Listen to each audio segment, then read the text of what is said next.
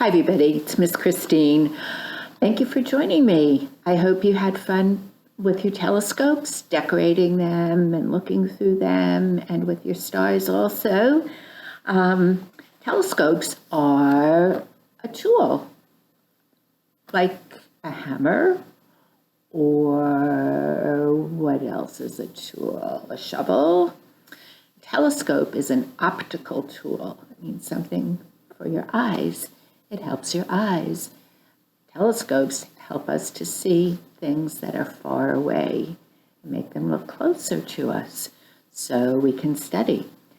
Long time ago, before there were telescopes, people would go out, would look at the nighttime sky, and they'd see everything with their eyes. Whatever was there could only be seen with their eyes. Telescopes enabled people and scientists to see so many more things in the night sky.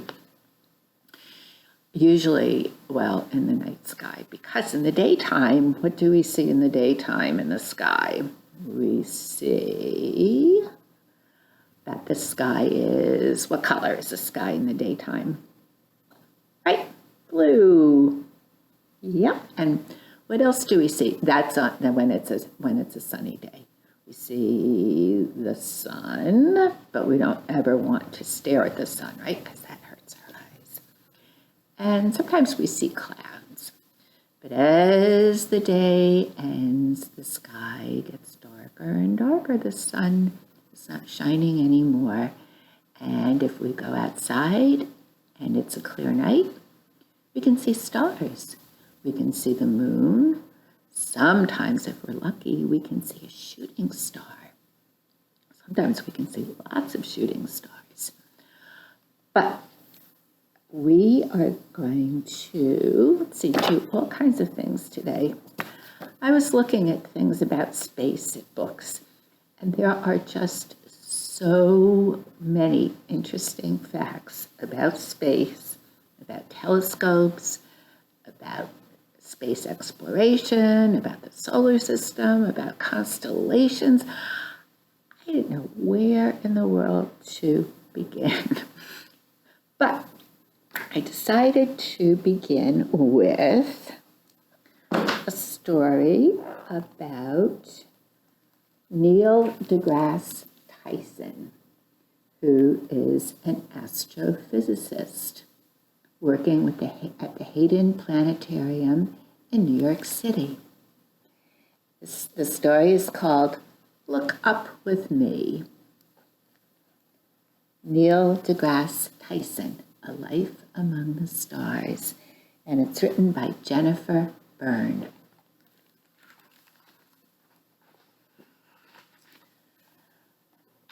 Okay.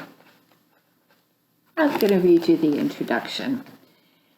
This is written by Neil deGrasse Tyson.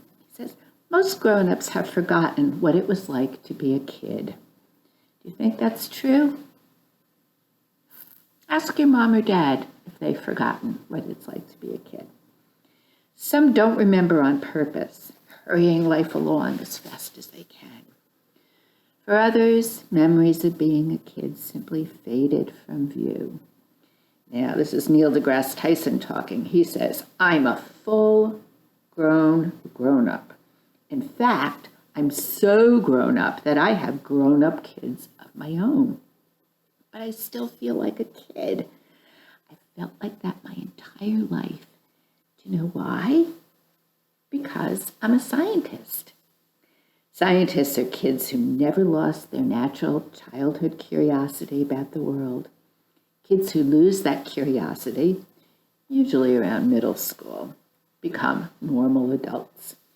But kids who retain that curiosity eventually become scientists, either in their hearts or in their professions. So as you grow older, never stop being a kid. This will guarantee that the world, even the universe itself, becomes and remains your playground of curiosity. Neil deGrasse Tyson, astrophysicist, New York City. Okay. On an autumn afternoon in 1958, in the city of New York, on the third planet from the sun, which is Earth, yes, in the Milky Way galaxy, a little boy was born. Neil deGrasse Tyson opened his eyes, and there it was, the universe, just waiting to be discovered.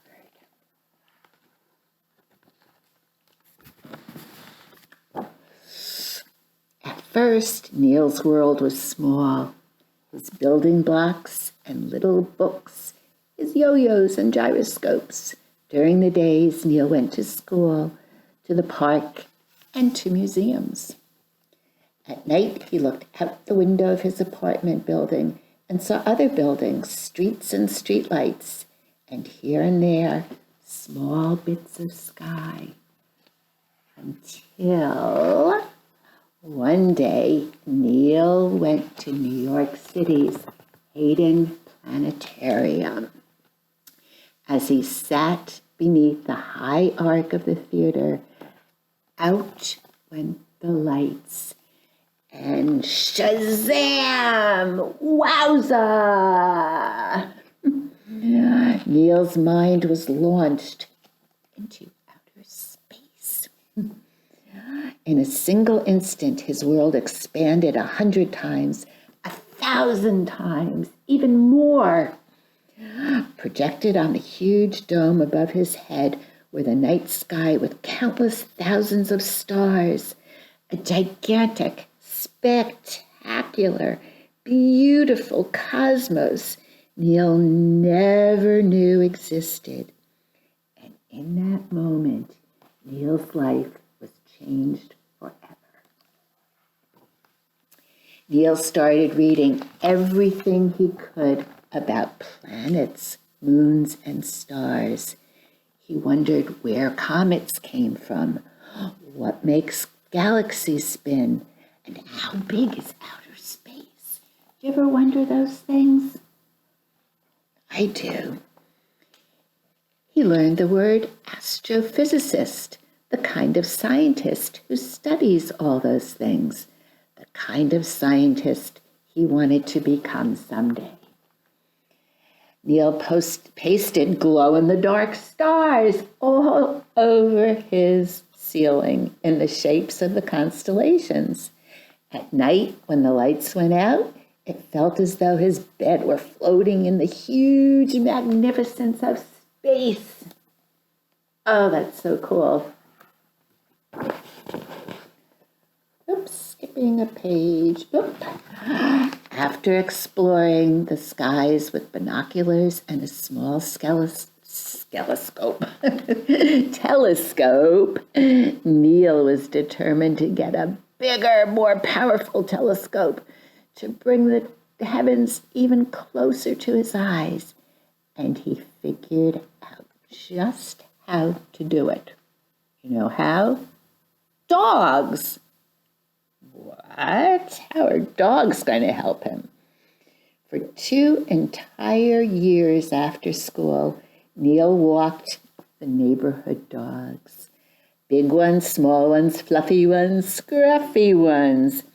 At 50 cents a walk, he worked hard and finally got his telescope.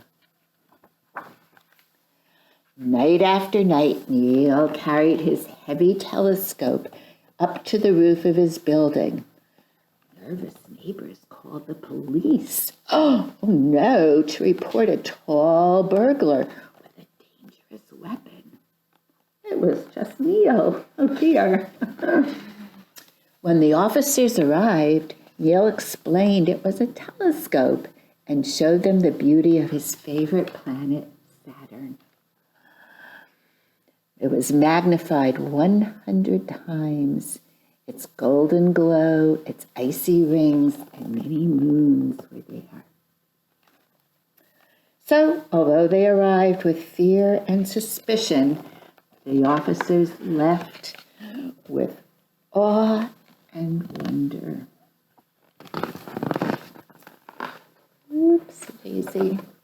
I always have problems turning the page. Because of his passion for astronomy, Neil won a scholarship for a voyage across the Atlantic Ocean to view a total solar eclipse. Wow. Oh, lucky guy.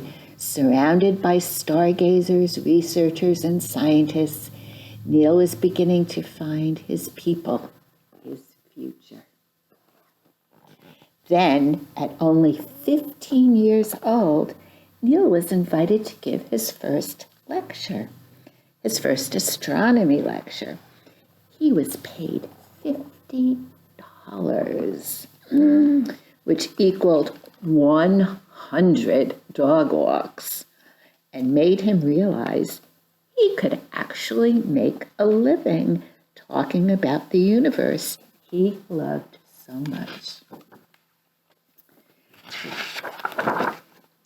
In college and graduate school, Neil's mind traveled farther than it ever had before, flying into outer space with runaway stars, diving into the cores of black holes, and leaping from galaxy to galaxy. And when Neil wasn't being his cosmic self, he enjoyed being his dancing self, his wrestling self, his picture-taking self, or most of all, his laughing self. He liked to laugh.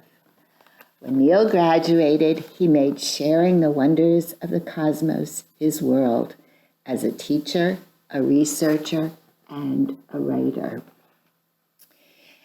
He wrote a magazine column in the made-up character of Merlin, a 5-billion-year-old visitor from Andromeda Galaxy who answered people's questions about astronomy and the cosmos.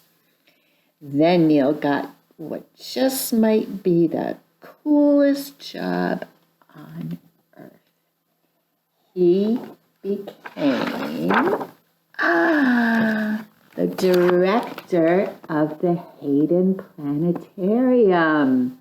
Remember the planetarium he went to that started his interest in astronomy? It was the very place that expanded Neil's world so many years before. And then it became his turn to expand our world.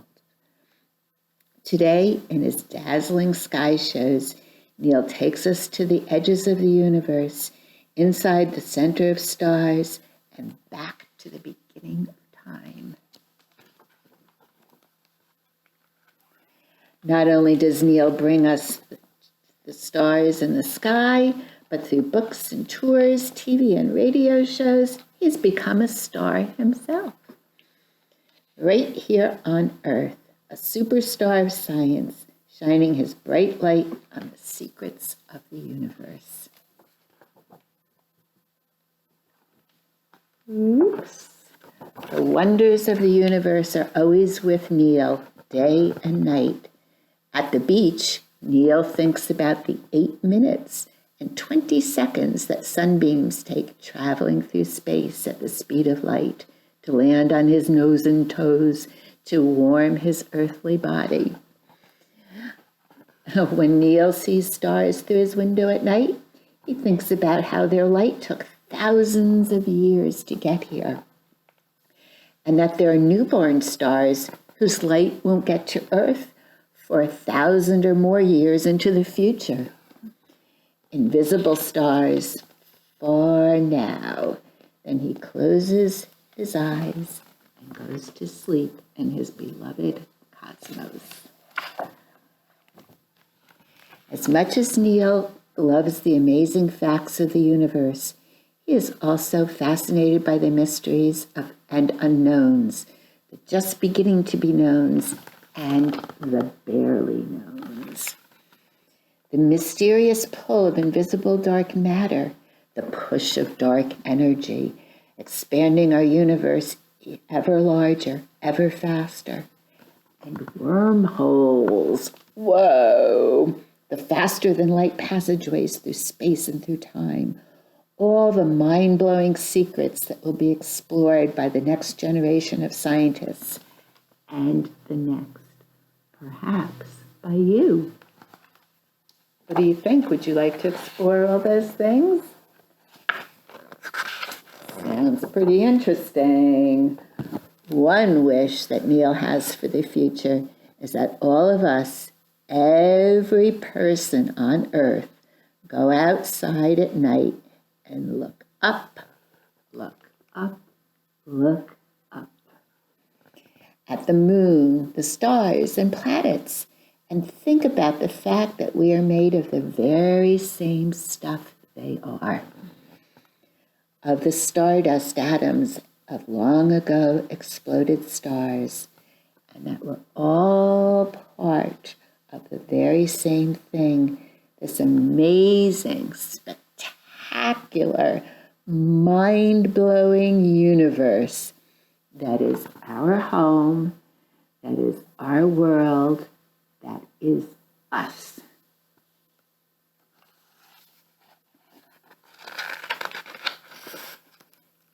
And that is the story of Neil DeGrasse Tyson, how a little boy grew up to live his dream and become the astrophysicist he always wanted to be. I think Neil deGrasse Tyson is great. I've seen him on TV shows, and I've seen him talk. He is such a smart man, and he does love to laugh, and he does love to learn, and he does love to teach. Anyway, that is Neil deGrasse Tyson. Look up with me. Let's see. While we're looking up, let's look up at some constellations. This book is called Seeing Stars, a complete guide to the 88 constellations. So I'm going to show you some constellations. Okay. First of all, do you know what a constellation is? That's right. A constellation is a group of stars that forms a picture, and it tells a story. There are 88 constellations. There's another term that I just learned. It's called asterism. An asterism is a group of stars that does form a picture, but it doesn't tell a story, and it's not really recognized as a constellation. One of the most well-known of those would be the Big Dipper. It's definitely a group of stars, and it definitely looks like a dipper, but it doesn't tell a story, and it's not considered to be a constellation. It's an asterism. I love when I can learn new words and new things. So, long time ago, people would look up at the stars and they would see them, and they'd see pictures in them, and they'd make stories about them. And they had really vivid imaginations. Like, here's one constellation called Scorpius. And what these people did a long time ago is they took these stars and decided that it looked like a scorpion.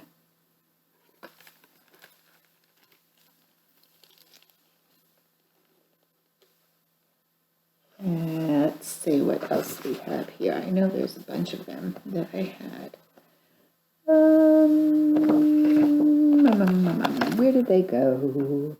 Oh, here's one. This one's called the Fishes, Pisces.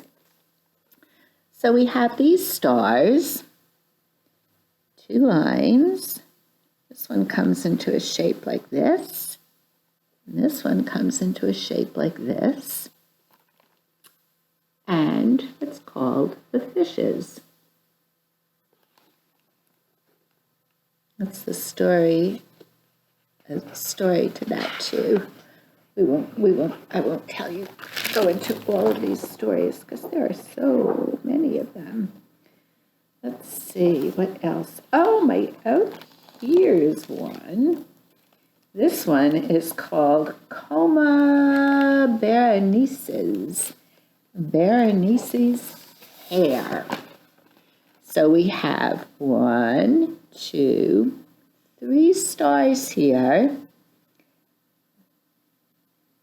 that make up Berenice's hair. Tell a story about it.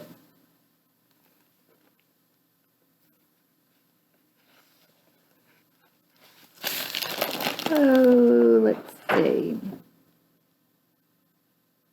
Oh, this one's cool. This is called the dolphin. Here we go. Can you see? Got 1, 2, 3, 4. Here we go. Like a parallelogram with a line. It does look kind of like a dolphin, doesn't it? And right inside the constellation, this is the constellation, right inside there is the asterism, which is called Job's coffin.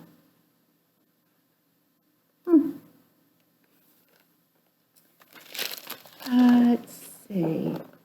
Oh, I know what I should show you. Oh, well, first I have to show you this one. Because this is very cool. This is kind of a modern constellation, and it's called the telescope.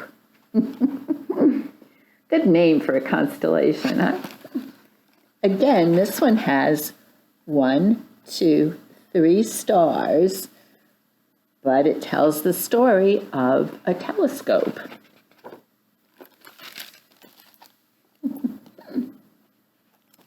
I'm going to, oh, here's one. This one's called Camelopardalis, the giraffe. So we have these stars all connected, like connecting the dots. When you do a dot to dot, makes a giraffe. Just want to find, if I can find for you and for me, I want to find the Big Dipper. Is there a Big Dipper? Yeah, here it is. Here we go. 10, 1, 12, 1, 13, 1, 12, 13, 1, 12, 1, 13. Here we go. The Big Dipper is part of a constellation called Ursa Major, the Great Bear. So this is the constellation here. All of this, the bear, and just this little part here is the asterism, the Big Dipper, right there. It's part of the constellation. Again, using my new word, asterism. A group of stars that form a shape but don't have a story and are not a constellation. Those are some constellations from the book Seeing Stars. If you want to, you can draw stars on a just take any piece of paper, draw some stars on it, or even dots, connect them up together. See what kind of picture you can make, and make a story about it. You can make your own constellation. Okay. I'm going to end with some very fun facts about being an astronaut. No telescopes, but astronauts. Okay. Oh, nope, I'm wrong. I do want to tell you about some more things about telescopes. Okay, so here we go. We are going to learn about not this. Oh yeah, let's do this. This book is called To Burp or Not to Burp, A Guide to Your Body in Space. Okay? So let's talk about toothbrushing in space. How do you brush your teeth? If you were living on the International Space Station and trying to follow your dentist's advice, you'd spend an awful lot of time brushing your teeth. I wonder why that is. Well, it comes down to your definition of morning and night. Do you brush your teeth in the morning and at night? I do. On Earth, it's morning when the sun comes up and night when the sun goes down. In space, things are not so simple. The International Space Station, ISS, orbits Earth 16 times a day, or once every 90 minutes. That means there's either a sunrise or a sunset every 45 minutes. Oh no, do the math. You'd end up brushing 32 times a day. Oh, thankfully, astronauts follow a 24-hour mission day, so in which we stick to the same types of routines we do on Earth. So you're not brushing your teeth all those different times. But there's no gravity in space to help the toothpaste fall onto our brush. We have to squeeze the toothpaste right onto the bristles, making sure none escapes. Then very carefully, unless we want a face wash too, we wet a few bristles with a few drops of water from the straw of a drinking bag, and away we go brushing. So what do you do with a mouthful of used toothpaste in space? When you're ready to spit, there's no sink. Uh-oh. Astronauts use specially designed edible toothpaste, so we can just go ahead and swallow. All right. Oh my goodness, this is a water bubble. Look at that. It shows the reflection of an astronaut about to wet his toothbrush. Can you see him yet? I see him. Wow. That's really cool.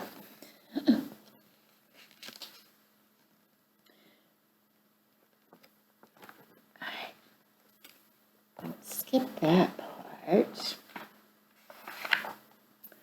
Although I won't tell you everything about this, but in space, astronauts do something that we're not supposed to do here on Earth. They don't blow their nose, they pick their nose.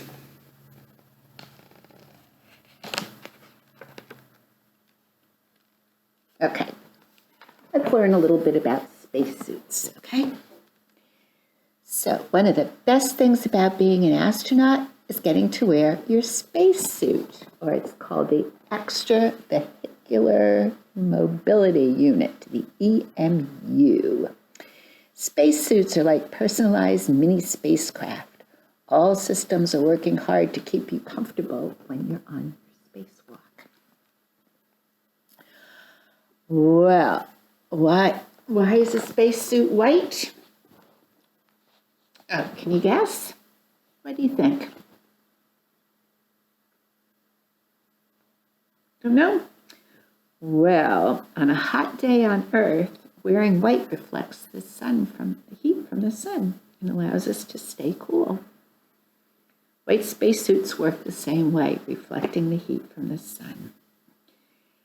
In the direct sunlight of space, it can get to be, 275 degrees.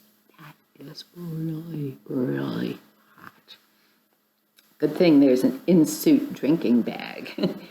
Each one contains 4 cups of water. So the typical spacesuit weighs about 280 pounds. Yikes, that's big. That's heavy. And astronauts going out on a spacewalk carry between 70, they carry lots of tools and other equipment. Combined, it's like carrying a female lion on your back. Oh no! Thankfully, in space, that feels really light. Well, you have controls in your spacesuit. They help you stay comfy on your spacewalk. The cooling system inside gets rid of the heat, and if you get too cold, you turn it off until you need the cooling again. There's all kinds of cool things to learn, like about cosmic clothing, eating in space, how your food tastes in space, and burping in space. I'm going to leave you with this one, I think. We'll read this, okay? Because it's good. Well, so you've eaten your space food in space, and you feel a burp coming on.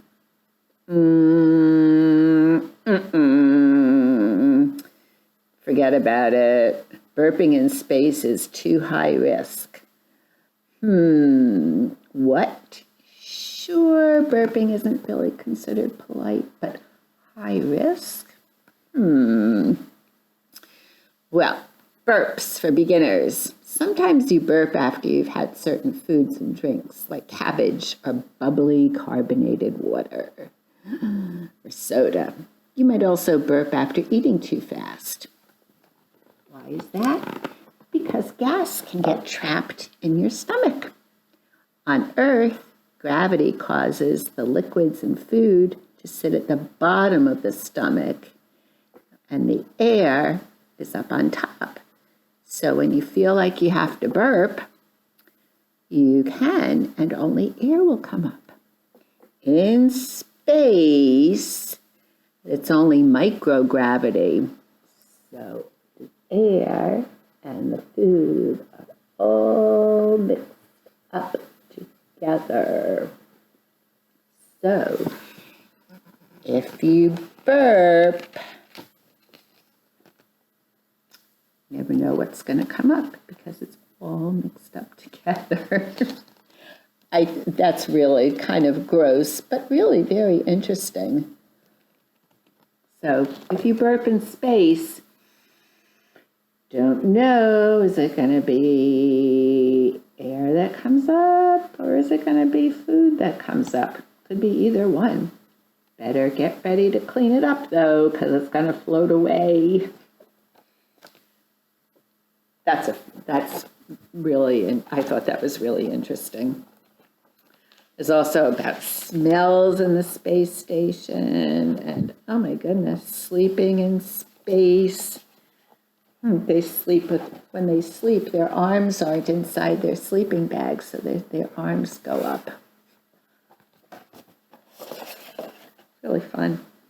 Anyway, I could just go on and on and on and on because there's so many fun things about space. Let's do one more quick thing, okay?